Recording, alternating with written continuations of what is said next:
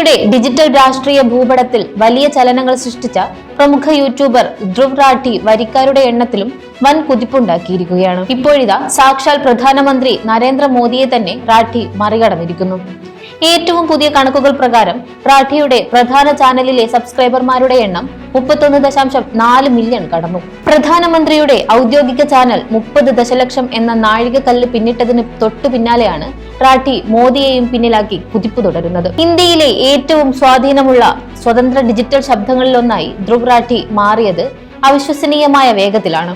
31 വയസ്സുകാരനായ ഈ ബെർലിൻ ഇന്ത്യക്കാരൻ ഏകദേശം 10 വർഷം മുൻപ് ട്രാവൽ വ്ലോഗുകളിലൂടെയും ഫോട്ടോഗ്രഫിയിലൂടെയുമാണ് തന്റെ യാത്ര തുടങ്ങിയത്.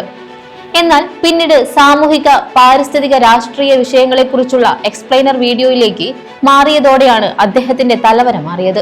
സങ്കീർണമായ സർക്കാർ നയങ്ങളെയും മാധ്യമ വാർത്തകളെയും ലളിതമായ ഭാഷയിൽ അപഗ്രഥിക്കുന്ന ശൈലിയാണ് റാഠിയെ ജനപ്രിയനാക്കിയത്. വിവരങ്ങൾ വസ്തുനിഷ്ഠമായി അവതരിപ്പിക്കുന്നതിലൂടെയും ഡാറ്റ ഉപയോഗിച്ചുള്ള വാദങ്ങളിലൂടെയും അദ്ദേഹം യുവാക്കൾക്കിടയിൽ വലിയ സ്വാധീനം ചെലുത്തി. 2023 ജനറേഷൻ ലീഡേഴ്സ് പട്ടികയിൽ ഇടം പിടിച്ച റാഠി ഇന്ന് ഭരണകൂടത്തിന്റെ നയങ്ങളെ ശക്തമായി വിമർശിക്കുന്ന പ്രമുഖ സ്വതന്ത്ര മാധ്യമ പ്രവർത്തകനായി മാറിയിരിക്കുന്നു. സബ്സ്ക്രൈബർമാരുടെ എണ്ണത്തിൽ നേരിയ വ്യത്യാസം മാത്രമേ ഉള്ളൂവെങ്കിലും വീഡിയോകളുടെ ജനപ്രീതിയിലും കാഴ്ചക്കാരുടെ എണ്ണത്തിലും റാഠി വളരെ മുന്നിലാണ്.